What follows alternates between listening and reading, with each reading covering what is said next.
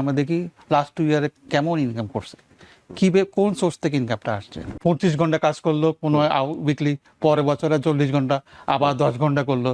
So that's a fluctuate of income. তখন আন্ডারটার করে কি, তখন ওই 2 বছরের W2 নিয়ে প্লাস ইয়ার টু ডে এর ইনকামটা ধরে করে ইনকামটা বাইর করে।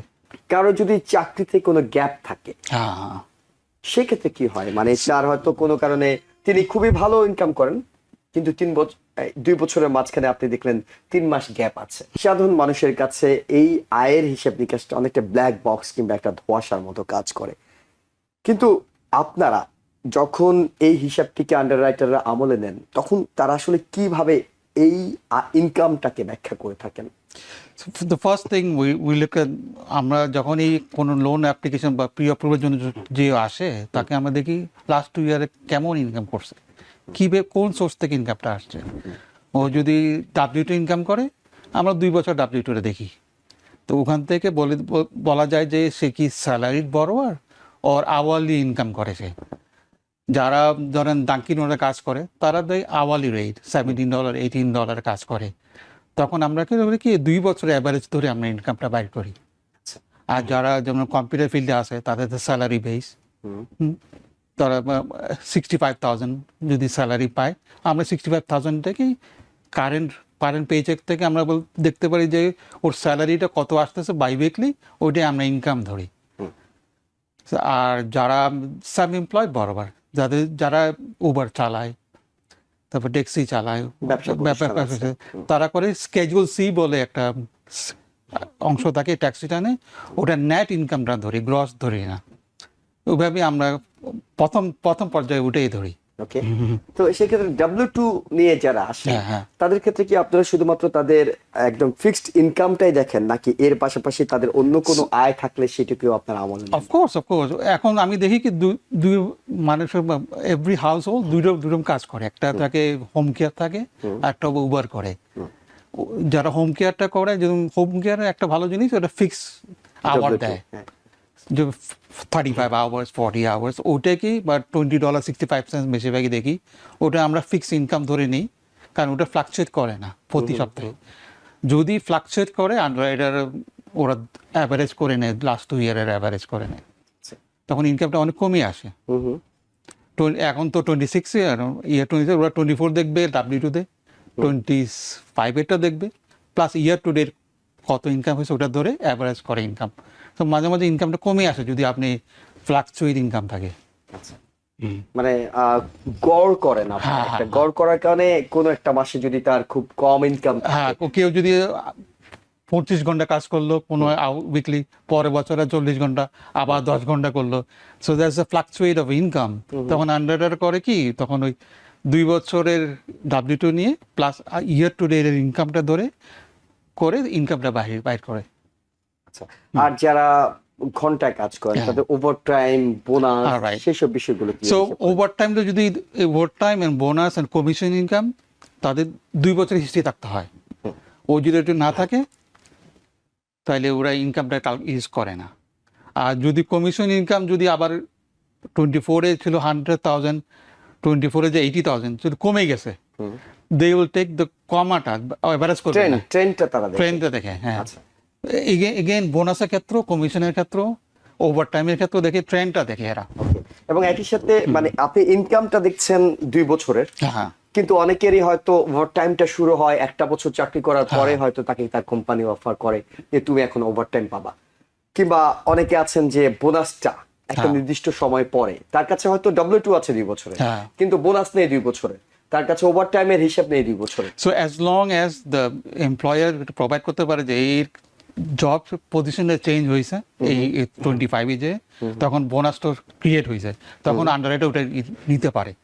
আর যদি না দেয়, তাহলে ওরা দে ওন কাউন্টার এগেইনস্ট টোটাল ইনকামের সাথে।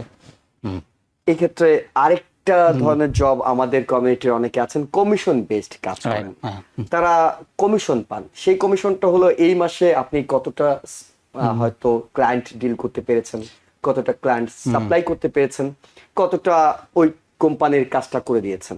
তো তাদের ইনকামটা তো অনেক বেশি ফ্লাকচুয়েট, রাইট? সো ওরা কি করে, ট্যাক্স রিটার্নের স্কেজুয়াল সি বলে একটা ফর্ম আছে, ওটা দেখে। আচ্ছা ওখানকার নেটটা কত হয়েছে ওটাই ধরবে ওদের ইনকাম। তো ওটার সাথে যদি ডেপ্রিসিয়েশন থাকে ওটা আমরা অ্যাড ব্যাক করি, ওই দুইটা যোগ করে আমরা ইনকামটা ধরি। বাট কমিশন ইনকাম এগেইন ওরা আবার 2 বছরের যদি হিস্ট্রি না থাকে ওরা ধরবে না। আর এখানে কয়েকটা প্রোগ্রাম ডিফারেন্ট আছে, যেমন ফেডি ম্যাক। ফেডি ম্যাকটা 1 বছরের ট্যাক্স আমরা ইউজ করতে পারি, আর ফেনিমে গেলে ওরা 2 বছরের অ্যাভারেজ করে আবার। সো যারা প্রফেশনাল তারা বুঝতে পারে যে কোনটা পড়লে ওনার জন্য লোন পাওয়ার সুবিধা হবে, যেটা আমরা যারা লোন অফিসার ব্যাংকে কাজ করে তারা বলতে পারে।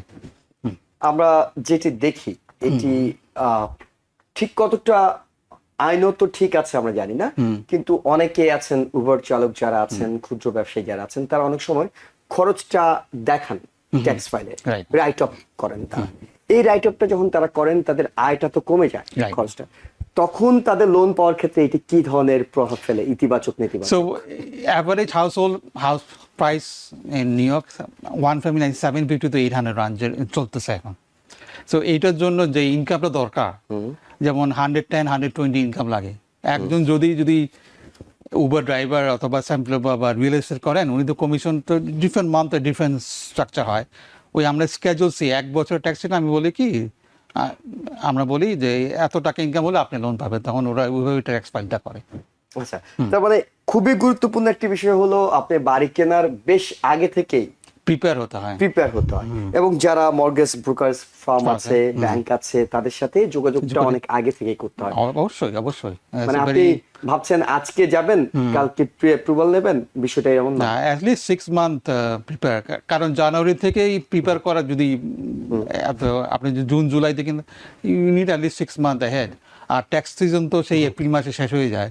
তো ট্যাক্স করার আগে you need to consult any of the loan officer or কোনো ব্যাংক, আপনার আশেপাশে যারা থাকে তাদের সাথে কথা বলা অবশ্যই প্রয়োজন। সেক্ষেত্রে যেহেতু আপনারা 2 বছরের ট্যাক্স ফাইল দেখে থাকেন, তাহলে কি 2 বছর আগে থেকেই এই যোগাযোগটা করা বেটার? 2 বছর আমরা দেখি যদি ফেনিমে প্রোগ্রামে যায়, ফেডিম্যাক প্রোগ্রামে আমরা অ্যালাউ করে 1 ইয়ার ট্যাক্স রিটার্ন। সো প্রোগ্রাম ভেদে বিভিন্ন সময় বিভিন্ন করতে পারি। আর যারা বড় ব্যাংকগুলো থেকে ট্যাক্স রিটার্নে তাদের ইনকাম কম, বড় ব্যাংকগুলো থেকে তারা লোন পাচ্ছে না, তাদের জন্য কোনো নন কিউএম ব্যাংক স্টেটমেন্ট লোন কিংবা এই ধরনের কোনো সুবিধা আছে? সো ফার নিউ ইয়র্ক স্টেটে যখন 2008 এর পরে একটা ল সৃষ্টি হয়েছে আর কি, যে নো ডগ এখানে অ্যালাউ করে না। সো ব্যাংকগুলো এখনো করছে না, বেশিরভাগই নন ব্যাংকগুলো করে, যেমন ব্যাংকার অথবা আমরা যেমন ব্রোকারেজ ফার্ম, আমরা ডিফারেন্ট ওয়াল স্ট্রিটের ইনভেস্টর আছে, তারা এই প্রোগ্রামগুলো চালু করছে এখন, যেটা আগে ছিল না 2008 এর পরে কলাপস হওয়ার পরে। বাট উই ডু আমরা এখন নো ডগ বলতে আমরা অ্যাকাউন্টেন্ট চিঠি লাগে, তারপর ওখানে প্রফিট অ্যান্ড লস স্টেটমেন্ট লাগে, আর প্রফিট অ্যান্ড লসের সাথে সাথে ওটা ব্যাংক স্টেটমেন্ট দেখাতে হবে যে টাকাটা আসলেই উনি ইনকাম করছে কিনা। যেমন উবার ড্রাইভার যারা, তারা যদি নো ডকে যেতে চায় তাহলে আমরা দেখতে চাই ওর গত 2 মাসে ওর ইনকাম কত ডিপোজিট হচ্ছে, ওটা দেখে প্রফিট অ্যান্ড লস, যদি যেমন উবার ড্রাইভার ইউজুয়ালি 130-140 ইনকাম করতে পারে এখন, যদি ওটা থাকে তো ওরা খরচটা বাদ দিয়ে ওরা ইনকামটা ধরতে পারে এবং দে কোয়ালিফাই ফর দ্য লোন। তাহলে যারা ক্যাশ ইনকাম করছে তারা আসলে কি করবে? মানে আপনার একটা হয়তো W2 কিংবা 1099 আছে, পাশাপাশি ক্যাশে কিছু ইনকাম আছে, সেটি কি দেখানোর কোনো সুযোগ আছে? এই ফুল ডকুমেন্টেশন অবশ্যই না, নো ডকে ওরা করতে পারে। নো ডকে যদি 20% দেয় তাহলে প্রোগ্রামগুলো করা যায়। ওকে। আর যদি লটারি কিংবা এককালীন কোনো অর্থ আপনি কোথাও পেয়ে থাকেন, সেটা হতে পারে লোন কিংবা লটো or ক্যাসিনো ইনকাম, এটাকে ইনকাম ধরে না আন্ডাররাইটার। দিস ইজ নট আমরা ইনকাম দিতে চাই, আপনার পরের বছরে এটা ইনকাম হবে কিনা, প্রতি মাসে আপনার ইনকামটা আসবে কিনা, তাহলে আন্ডাররাইটার ওই ইনকামটা ধরবে।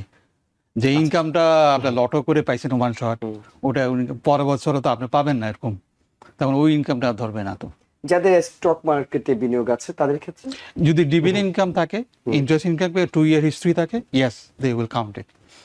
সো এইখানে 2 বছরের হিস্ট্রি লাগবে, right? So that dividend income, অনেকে স্টক আছে তো ডিভিডেন্ড ইনকাম থাকে, ওইটা পরে দেখতে যায় যে ওটা কন্টিনিউ করবে কিনা, ওই স্টকগুলো থাকবে কিনা। তখন আন্ডাররাইটার মেক এ জাজমেন্ট, তখন এটা ধরতে পারে।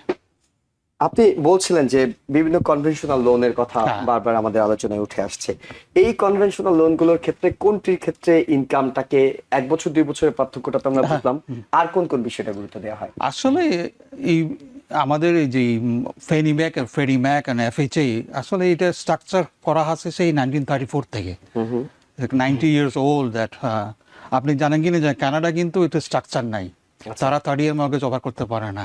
ইভেন ইউরোপিয়ান কান্ট্রিগুলো 30 ইয়ার প্রোগ্রাম অ্যালাউ করে না, কারণ আমেরিকা একটা জিনিস যে সেকেন্ডারি মার্কেটটা, যেখান থেকে ওরা যে ফেনিমেক প্রেডং ওরা বন্ড ইস্যু করে টাকাটা দিচ্ছে ব্যাংকগুলোকে, ব্যাংক আমাদেরকে দিচ্ছে মর্গেজ ইস্যু করার জন্য। So there is a structure place. সো এই একমাত্র আমেরিকাতে আপনি পারেন 3% 5% ডাউন পর্যন্ত বাড়ি কিনতে পারতেছেন, যেটা পাশের দেশ কানাডাও পারা যায় না। আর যারা বিশেষ করে এখানকার মানে আমাদের কমিউনিটির অনেকে আছেন যারা লিগ্যাল বেসমেন্ট কিংবা তাদের বেসমেন্টটা ভাড়া দিয়ে থাকে, হ্যাঁ। এইটা কি তিনি মানে তার ইনকামে দেখাতে পারেন? So there is only one program called Fannie Mae and Freddie Mac. এটা বলে হোম রেডি হোম পসিবল নামে ওরা একটা প্রোগ্রাম ক্রিয়েট করছে। যদি আপনার কোনো রুমমেট থাকে, ও রুমমেটের ভাড়া যদি আপনি কালেক্ট করেন, ডকুমেন্টারি দেখতে পারেন, তাহলে ওরা অ্যালাউ করে ওই ইনকামটা। আর যদি আপনি কাউকে ভাড়া দিয়ে থাকেন বেসমেন্টে, ওই হোম রেডি হোম পসিবল যদি অ্যাপ্রেইজাল মেনশন করে that there was a rented place and there is income on that, only then ওই প্রোগ্রামটা অ্যালাউ করে। কিন্তু traditional agency loan, jumbo loan ওরা অ্যালাউ করে না। Only home ready and home possible নামে একটা প্রোগ্রাম আছে, ওটা অ্যালাউ করে। ওকে, অনেকগুলো বিষয় আমরা উঠে আসছি আপনার সাথে আলোচনায়। আমরা একটু জানতে চাই, আপনি বারবার আমাদের আলোচনায় যে বিষয়টি উঠে আসছে 2 বছরের এবং কোনো ক্ষেত্রে 1 বছরের ইনকাম আপনারা দেখছেন। কারো যদি চাকরিতে কোনো গ্যাপ থাকে, হ্যাঁ, সেক্ষেত্রে কি হয়? মানে তার হয়তো কোনো কারণে তিনি খুবই ভালো ইনকাম করেন, কিন্তু 2 বছরের মাঝখানে আপনি দেখলেন 3 মাস গ্যাপ আছে, কিংবা কেউ হয়তো চাকরি পরিবর্তন করেছেন, তো সেখানে একটা গ্যাপ আছে তার জন্য, তখন সেই ইনকামগুলোকে কিভাবে বিবেচনা করা হয়? যদি কারেন্ট জবে যদি গ্যাপ থাকে 1 মাস 2 মাস, তাকে ডকুমেন্টারি দেখাতে হয় কেন অফ ছিল। যদি ফিজিক্যাল কোনো অবস্টাকেল থাকে, মেডিকেল কোনো রিজন থাকে, তাকে ডকুমেন্টারি করলে আন্ডাররাইটার উইল টেক দ্যাট। ওই ব্রেকটাকে ইনকাম না ধরে, যদি 2 মাস 12 মাসের জায়গায় 10 মাস কাজ করছেন, 2 মাসটা উনি বাদ দিয়ে 12 মাসের কত ইনকাম ওটা ধরবে। আর যদি উনি ইচ্ছাকৃতভাবে চাকরি ছেড়ে দেন, তাহলে ওটা কাম করে না। দে হ্যাভ টু, ওই নতুন কাজের ক্ষেত্রে you have to wait a ইয়ার। ওকে, ও যদি কোনো কারণে চাকরি ছেড়ে দেয় নিজের ইচ্ছা মতো, and then you have to wait another year to qualify for the income, that portion of the income.